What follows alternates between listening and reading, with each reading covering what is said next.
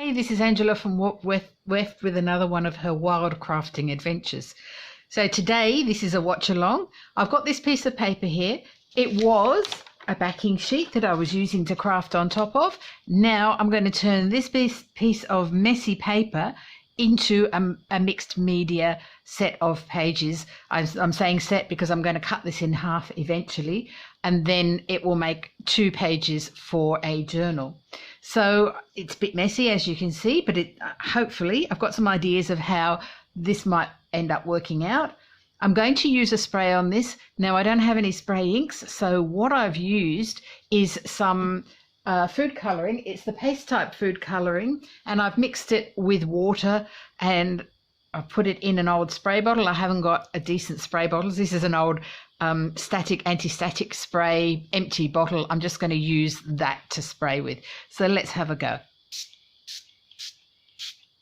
Just trying to get rid of those hard edges there. I've got another piece of paper underneath, so if it goes through, that's the start of a next picture. I think this might be a bit, okay, put a bit more in the middle there. All right, let's dry this with the hairdryer.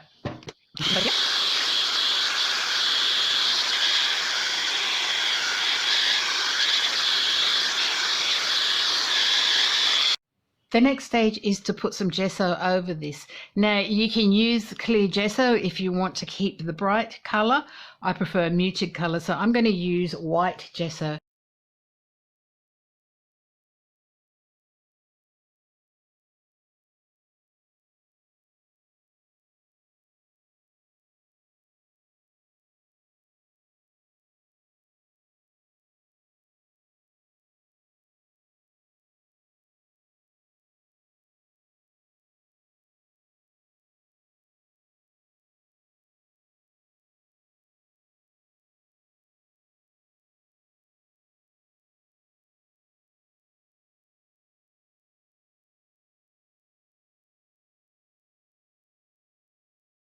That's now dry, the gesso that is. I'm going to make a decision now to cut it in half because I want to be able to do my 2 sides of paper. Now that is showing through a little bit more than I would like, so I may gesso over that, but again I want to cut the paper in half first. Just have a look at the back.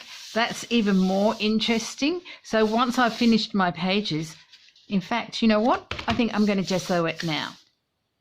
Will I? Won't I? No, I think I'll leave it. I will do something with the back of this because this looks like it's going to turn out really interesting as well. So I'm just going to go and cut this in half and I'll be back. Okay, so I've cut it in half. I'm going to use this half for this video. I might save the other half for another video and do something very different with that. Depends how I go. So this hasn't got any really dark spots. Oh, it's got a little bit down there, but I'm not worried about that. I think I might cover that up.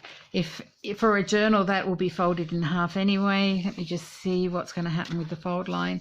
Yeah, it's going to sit on the fold. So I think I might put a bit more gesso on that. Just that bit there. Cover that up a bit so it's not quite so dark. And my hairdryer's decided it wants to cool down, so I'm just going to have to let it dry. It doesn't matter. I can put the curtaining on top of that. Okay, 2 bits of cream curtaining. It's got roses on it. That's quite pretty. So I'm going to put one there, and I think I'll put one up there. I want to get the whole rose in. If I put that there and then I cover it with something, I might put that one up in the corner, top corner as well, because I like to put pockets, whatever, down this side of it. Now the reason that I do a lot of pockets in my journals is because if they're highly decorated pages, it becomes really hard to actually to write on them. So better off with doing something that concentrates the art in one area, and then a pocket down below. You can decorate the pocket if you like, and then In fact, I might do that with the other piece of paper. Good idea. And then you can slide paper into it to be used. You can make it into some kind of hidey hole so that people actually can't see that you've got some writing there. And then you've just got this book of pretty decorated pages, but it is actually a journal. So that's, I think, how I'm going to work on this journal. Just make it so that I highly decorate the pages and then have the areas for writing in tucked in either tags or writing paper, hand-dyed paper, whatever. So start off, now that's my gesso. I want some glue, and this is just clear PVA glue. I'm just going to put it on, paint it all over where I think a bit bigger than the actual curtaining. Just place that on. A bit more on there. Come here. Okay. And just paste that right so it goes right the way through, and it actually seals it at the same time.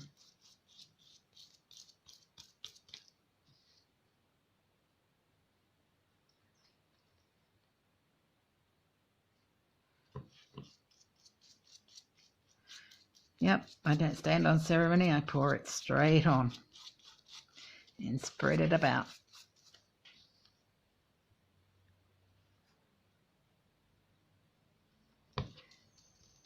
Just don't put too much on. Else you'll get yourself into trouble. A bit in the corner there, that's lifting up.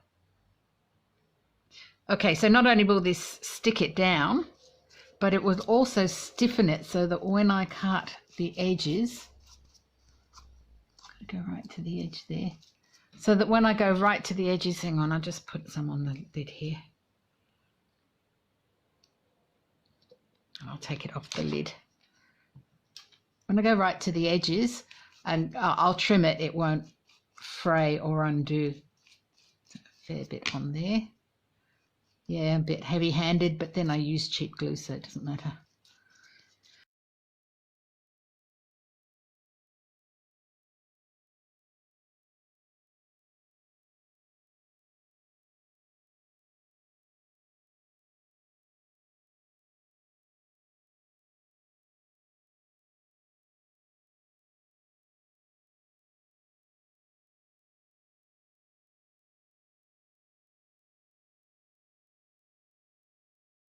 This is almost dry now. I don't want to dull the colour anymore, so I'm not going to go over it with white gesso, but I am going to go over it with some clear gesso because I think it just needs that extra little bit on top. So I've watered down some PVA craft glue. It's about depending on how good your PVA glue, craft glue is, and as you can see, I'm not using an expensive one.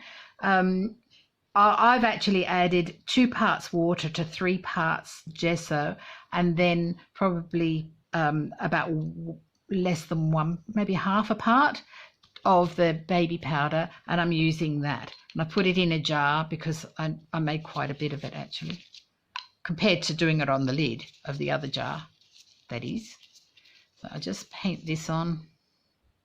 This will just protect the lace and stop it, hopefully, from picking up too much watercolor.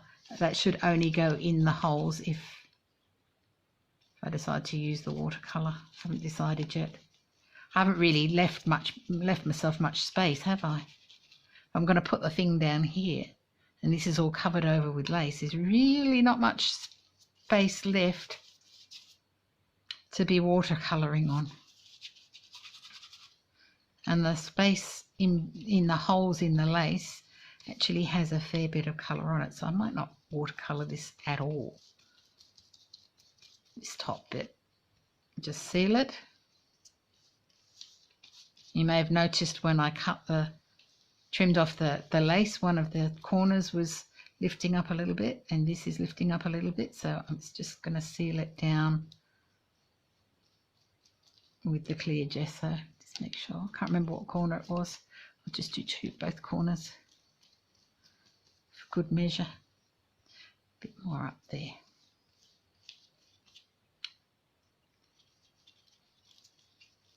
And that will stiffen the lace. I'm going to put it down here too, so it just stiffens the page just a little bit, because this 80 GSM does tend to be a bit lightweight if you're going to do a fair bit of handling of it. Just thickens it up a little bit.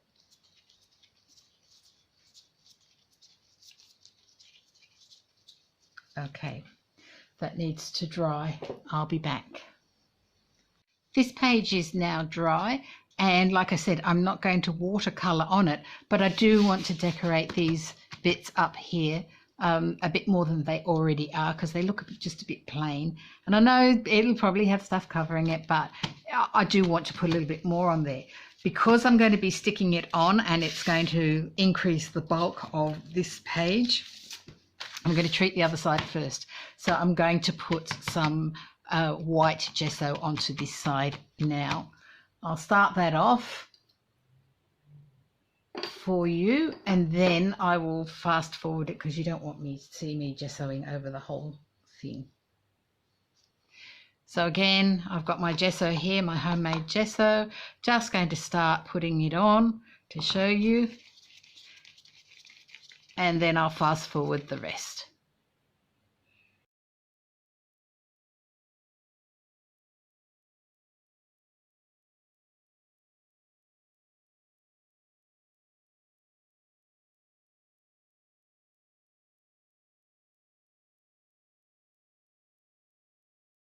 So I finished the gesso on the back here. I'm going to leave it to dry. It is still wet, so at the moment you can't see too much of what's showing underneath, but as it dries, more of that will come through. We'll have another look at it when it's dry and decide whether I'm going to do another coat of gesso on it or not.